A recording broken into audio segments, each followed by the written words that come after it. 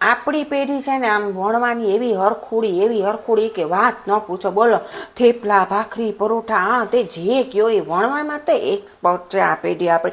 અને એમાં આપણે નાના હતા ને ત્યારે ગમે એવી રોટલી બનાવ, વાંકીને ચૂકીને ફલાય, પણ વણવાનો તો એવો શોખ આપણને હતો કે ભગવાન જોવા આવે.